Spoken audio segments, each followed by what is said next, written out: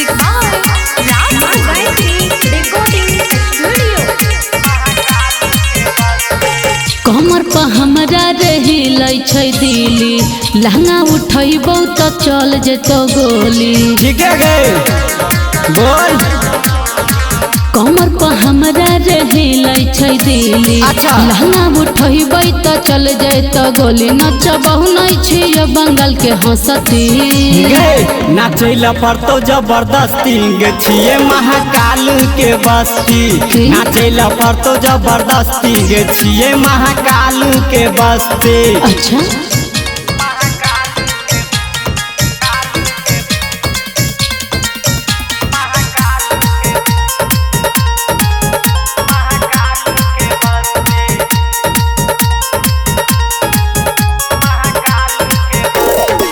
बिहार में हमर चलै छै नाम रे। अच्छा। हमरा जवानी के नै दे पबही दाम रे। से किया गए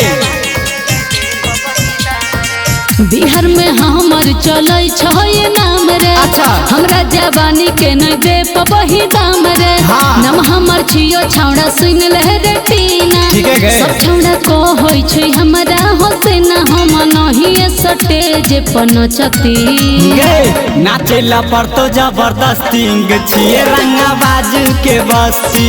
नाचैला पड़तो जबरदस्ती गे छिए महाकाल के बस्ती।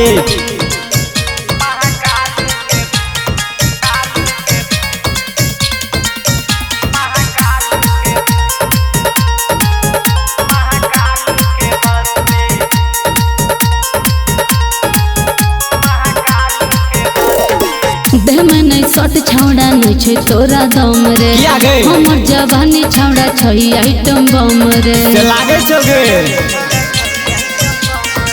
देह में नहीं सट छौड़ा नहीं छै तोरा दम रे। किया? हमर जवानी छौड़ा छै आइटम बम रे।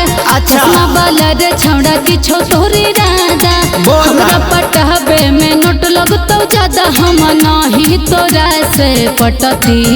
गए नाचैला पड़तो जबरदस्ती गे छिए महाकाल के बस्ती। नाचैला पड़तो जबरदस्ती गे छिए महाकाल के बस्ती।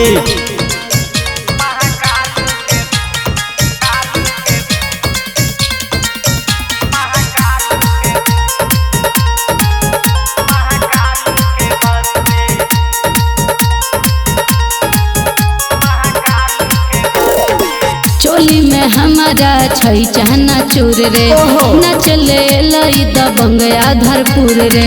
राजू को छोड़ा दबंगे रहे छे गे। चोली में हमारा छै चहना चूर रे। अच्छा। नचले लई दबंग आधरपुर रे। बोला। स्टेज के पीछे राइटर अंकुश बोलाबे, ओहो। 10-20 दे के हमरा बोलाबे। गोविंद माल नहीं तू बुझी है रे सरस्वती।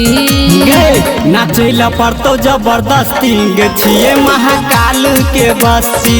नाचैला पड़तो जबरदस्ती गे छिए महाकाल के बस्ती।